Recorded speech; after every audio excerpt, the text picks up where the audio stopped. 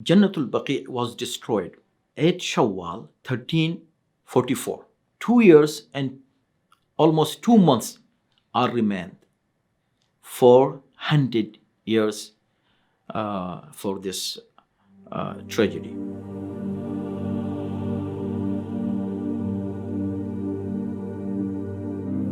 Jannat Al-Baqi is one of the oldest and largest cemeteries in Saudi Arabia, Medina.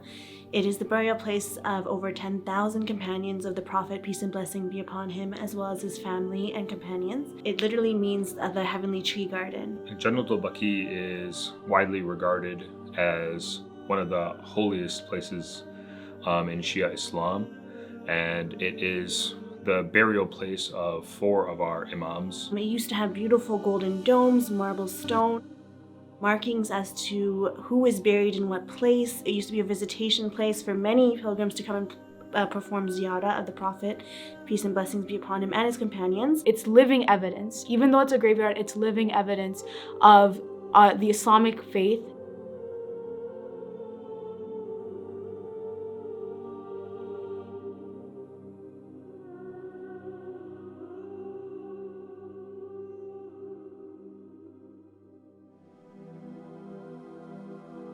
Jannat Al-Baqi is one of the oldest and largest cemeteries in Medina.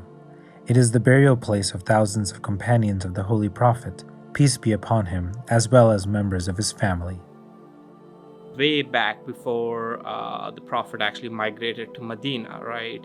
Jannat Al-Baqi was just a huge garden of trees, to be more specific, of boxthorn trees. After Prophet migrated over to Medina, that's when it got converted into a burial ground. It is the oldest Islamic cemetery. Prophet Muhammad sallallahu alaihi wasallam, when he migrated to Medina, he himself selected this piece of land for the graves of Muslims at the time. Until now, it is considered as very sacred place for burial for Muslims. Very important personalities of Islamic history are buried there, including the family of the Prophet, Imam Hussein alayhi salam, who is the son of Rasulullah according to Quran, and Imam Zainul Abidin alayhi salam, Imam Muhammad al-Baqir alayhi salam, Imam Ja'far al-Sadiq alayhi salam. These great personalities are buried there. Thousands, I can say, thousands of Sahaba, the companions of the Prophet sallallahu alaihi wasallam, are buried in this cemetery. We have the mother of Abul Fazl Abbas, Lady Ummul Baneen. She's buried over there too. And the uncle of Imam Ali alayhi salam and Prophet Muhammad, Abbas ibn Abdul Muttalib, he's buried over there too. We had the Abbasids, the empire, as well as the Ottoman Empire. They actually went ahead and started bringing Jannat Al-Baqi to glory, wherein they created mausoleums out there wherein people can go ahead and pray. The empire during that time, they actually did not have much of a distinction between Mecca and Mecca, to be more specific, Kaaba, as well as Jannat Al-Baqi. They were treating them both the same. The fees, or you know how we have to pay certain fee right now to go to Kaaba, right? They had something similar at that time too. They had the exact same fee listed for people to go ahead and visit Jannat Al-Baqi. So for the pilgrimage, right? They had the exact same levels at that time. Muhammad ibn al-Saud and Muhammad ibn al-Wahhab combined and began the Wahhabi ideology. They then set out to destroy shrines in the region due to their belief that Muslims who visited the shrines and performed prayers there was a form of polytheism. They formed a big army and initially went to Karbala in Iraq, destroying and sacking the shrines of Imam Hussein and Hazrat Abbas. Thereafter, they went to Mecca and destroyed another historical graveyard known as Jannat Al-Mu'alla. The Saudi Arabian regime, with its allies to gain power, they sided with Ibn Taymiyyah and his group to gain legitimacy, and they formed a power structure around that. Once they formed that power structure, the Wahhabi thought kind of spread its tentacles, and within the Wahhabi thought is the destruction of holy sites at a baseline level. From a historical point of view, they were outside the Medina area for good 14 to 16 months, and then finally they fought with the Ottomans at that time, and then they demolished the mausoleums and everything, shrines that were built in Jannat Al-Baqi. So that was the first destruction. This caused a huge uproar from the Muslim community at that time. Eventually, after a 6 to 8 year war, the Ottomans gained once again control over, they defeated the Wahhabis, and they gained control over the Medina region, and then they started rebuilding the shrines over the duration. Though the Wahhabi coalition was forced out of the region, history repeated itself once again in 1926. The Wahhabis came out with a fatwa that we actually need to go ahead and destroy these mausoleums again. And it was destroyed once again.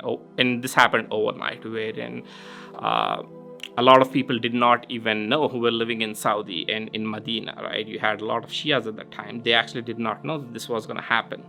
They destroyed all the shrines of Jannat Al-Baqi. All of them were razed to ground. The destruction of Jannat Al-Baqi sparked uproar and protests across the Muslim world. The effects of the demolition of this holy graveyard can be felt until today.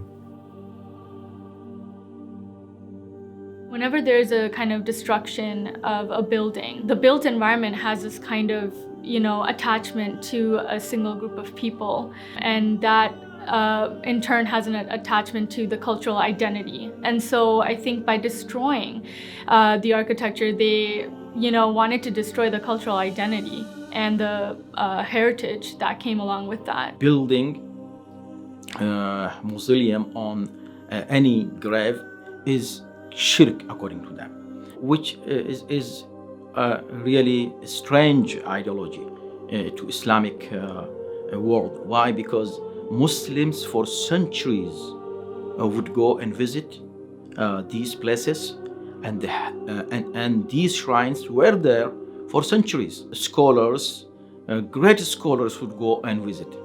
Of course, it was to follow the Sirat of Rasulullah sallallahu alaihi wasallam himself. He would go and visit the graves. We have in history, we have riwayat that he would go and visit the graves. For someone or for an organization to go ahead and destroy a place where anybody is buried, they have to see that place as a threat to their well-being, to their power, to whatever it is they're trying to protect. So when it comes to the Wahhabi ideology and those behind the movement, I truly believe that when they see the Shia believers who follow the Prophet, peace and blessings be upon him and his family, come to Jannat Al-Baqi and pay their respects, send their salams, it is a threat to them. And the presence of a dome over, for example, Imam Al-Hassan alayhi salam, is a threat to them because it's a remembrance of what happened. And it's a symbol of the strength of the Shia. And I truly believe the reason they went to destroy it was to further break down the Shia and destroy that symbol of strength. Based out of Chicago, Illinois, one of the organizations at the forefront of the struggle to rebuild Baqee is the international movement known as the AlBaqee Organization. The organization seeks to raise awareness of the demolition and calls for its rebuilding. This organization actually was started in 2003. We started here with some protests and demonstrations locally in Chicago. Then we decided to go to Washington, D.C. and we started doing that. And mashallah, since then until now, every year we go to Washington, D.C. and protest in front of Saudi embassy. And then after that, we will go to, White House and do the protest in front of White House, asking our government to disassociate with such a government, with such a regime that is on the top of human rights violations. We had the attack on the shrines of, in Iraq, to be more specific, Samarra, wherein the shrine was destroyed over there. We had bombings out there, and this happened multiple times, but that actually caused an outcry. And the group actually came in as to, hey, we had Jannat Al-Baqi destroyed. We cannot have this happen again. So that's where it's like, hey, not only do we need to raise awareness, we also need to go ahead and preserve what we currently have and start to rebuild. The motivation was to spread the word, to protest against the atrocities that the Saudi Arabian regime has been committing and highlight Jannat Al-Baqi and the destruction of Jannat Al-Baqi.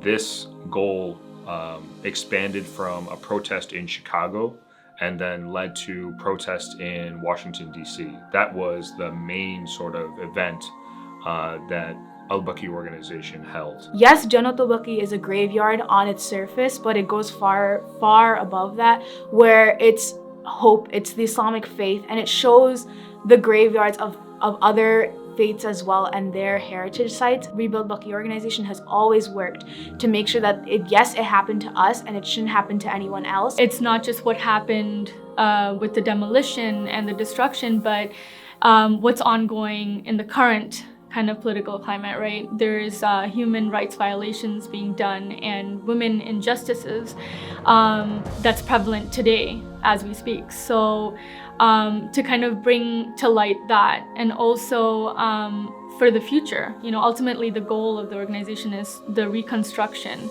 of Jannat Al-Baqi.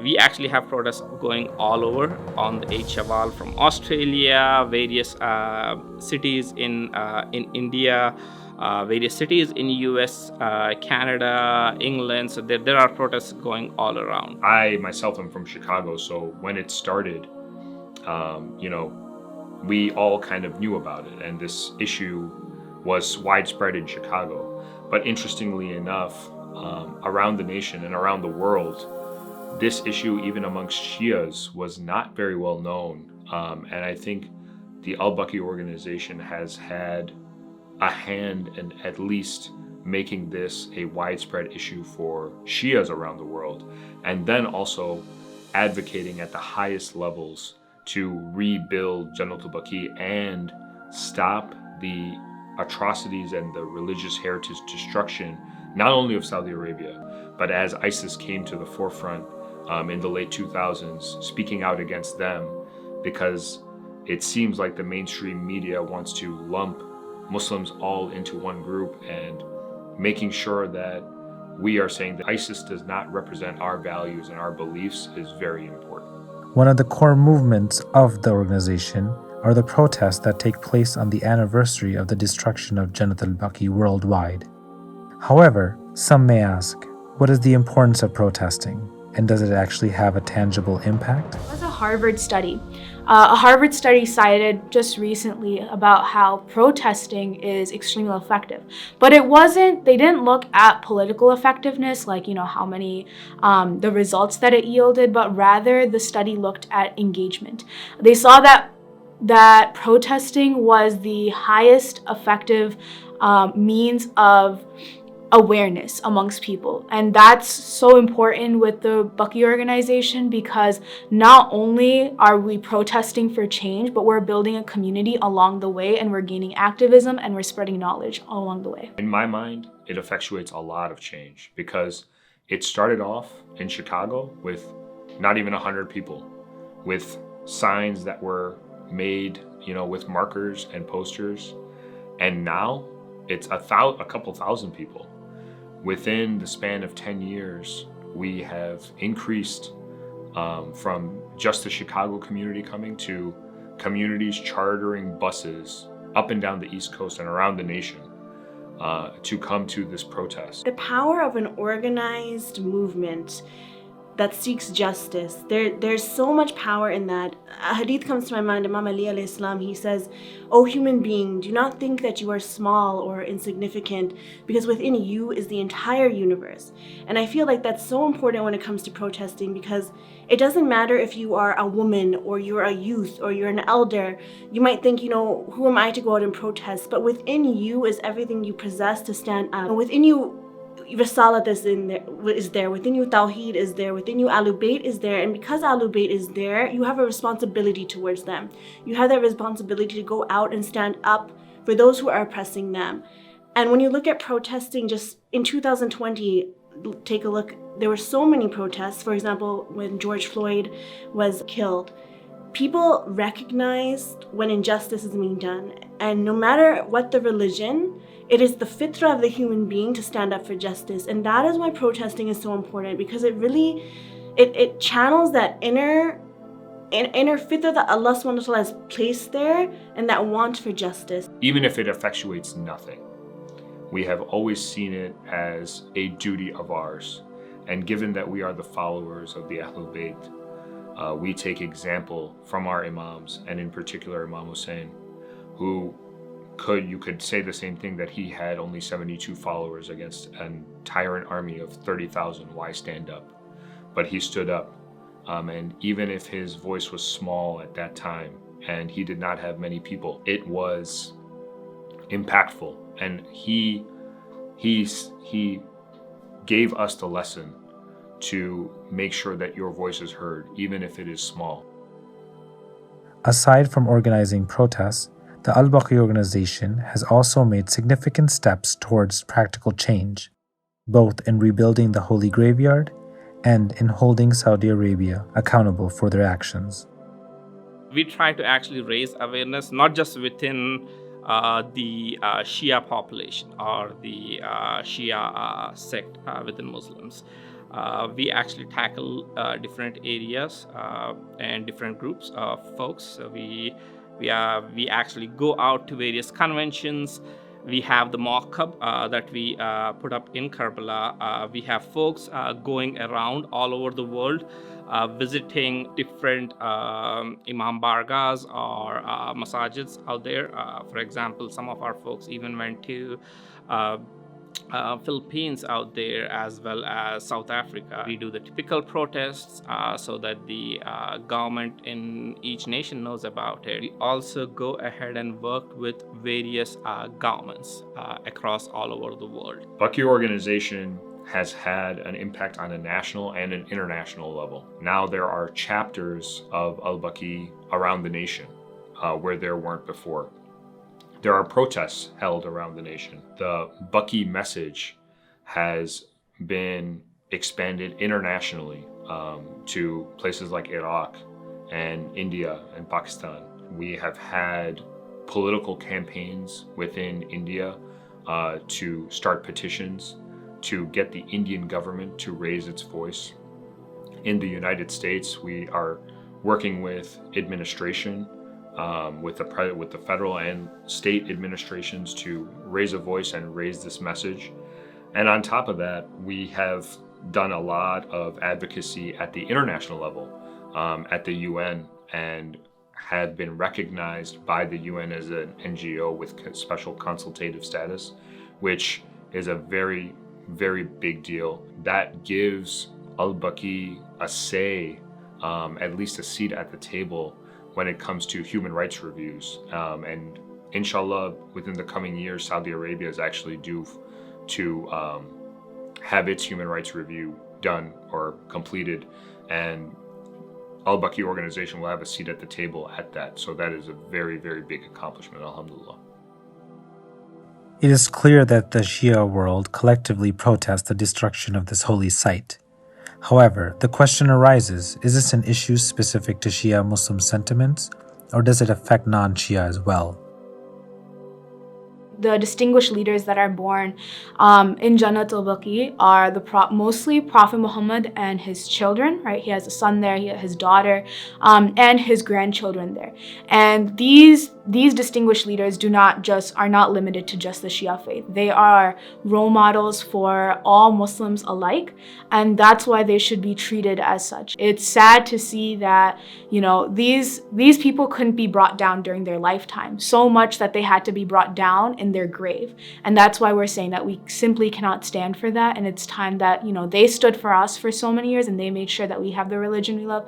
So it's time that, we take a stand for them. The issue of the destruction of Jannat Al-Baqi is a symbol in my mind. It is one example of the destruction of religious heritage.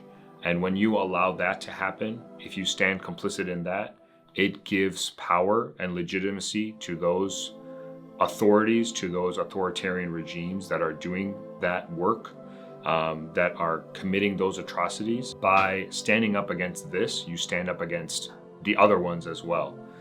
For example, ISIS, when they were going through Iraq, they destroyed a lot of Christian holy sites.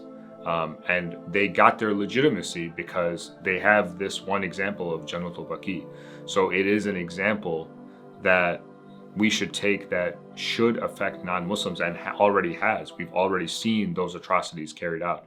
And Baqi stands not only for Jannat Al-Baqi and the destruction of Jannat Al-Baqi, but also the destruction of all religious heritage, whatever faith it is relevant to. When we started this mission, from very beginning, we never said that this is this is an issue that belongs to a particular sect. This issue is a human rights issue, first of all. It belongs to all humans who respect humans. And we are talking about people who are buried there, who were the leaders in all fields of science and knowledge. Imam Ja'far al-Sadiq alayhi salam, Imam Baqir alayhi salam, and all other. So it is respect to knowledge, respect to humanity. In this country, many times this happened that some people vandalized some cemeteries, Jew cemetery and any other cemetery. All people, including us Muslims, we condemn that. We said this is wrong.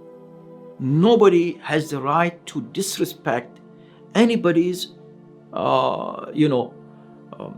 cemeteries or graveyard or place of burial.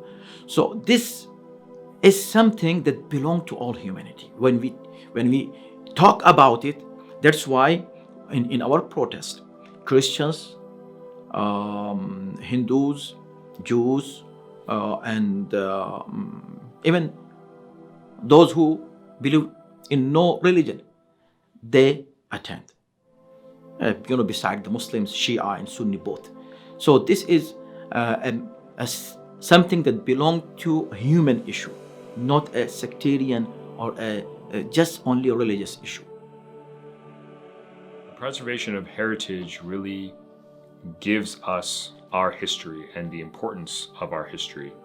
If we are to ignore the structures that make up part of our faith, then our children, our grandchildren, they won't know what are the important pieces of our faith.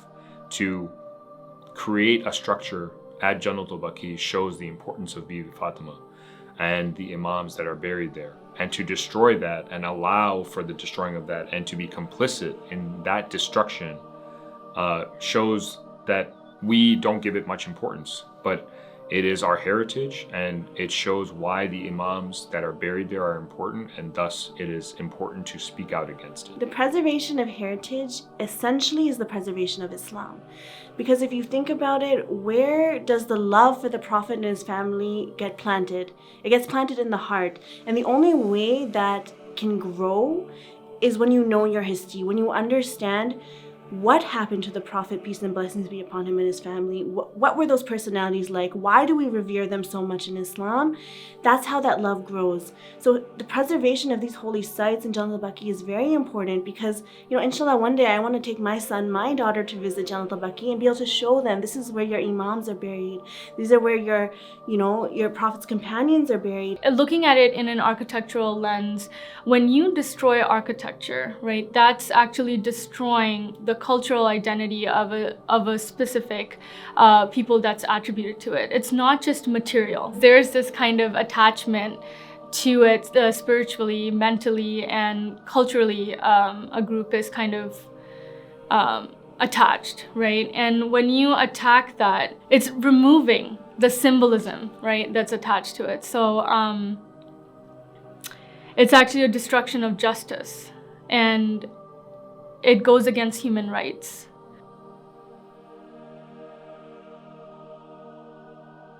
My parents used to take me to these majalis throughout the year, obviously. All of the majalis, right, would be associated with someone's shahadat out there, right?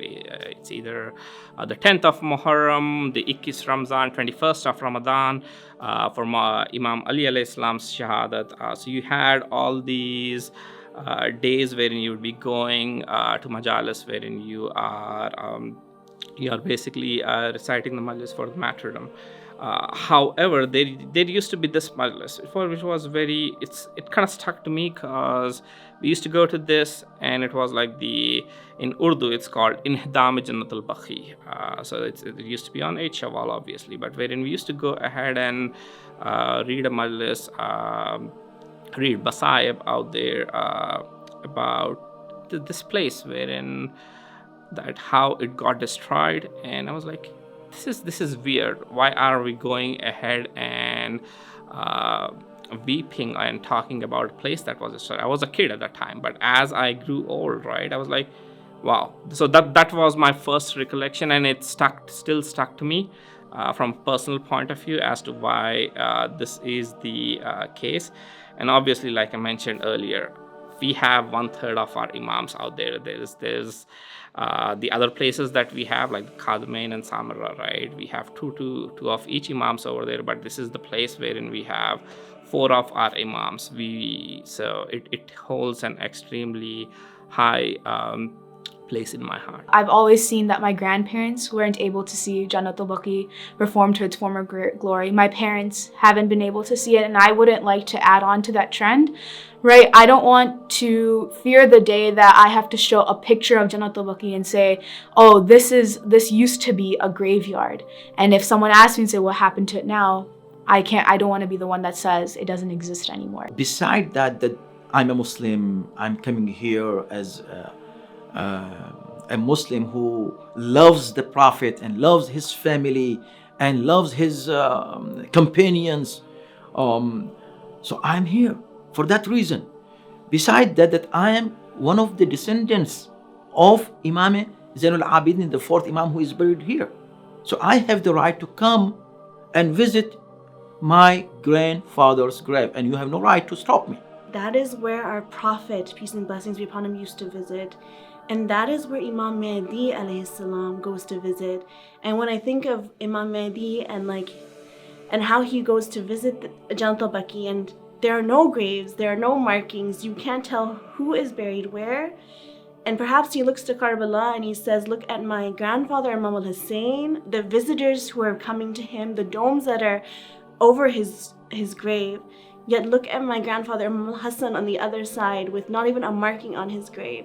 And this breaks your heart. We have the smaller goals as well as the long-term goals, right? We want to see something tangible that can happen quickly. Our initial demands are, let's please allow us to go ahead and recite prayers over there, and also allow our sisters, mothers and sisters, so that they can go perform their prayers, go inside Jannat Al-Baqi, and then they can do those. So these are small steps that we want to take. From a longer term point of view, We want to see Jannat Al-Baqi being rebuilt. We're fighting really hard for this to happen, and inshallah, it should be the last time we have to fight this hard for it, because it's such a basic religious freedom. It's such a basic human right to be able to have an institution that you can look towards and an institution that you can commemorate.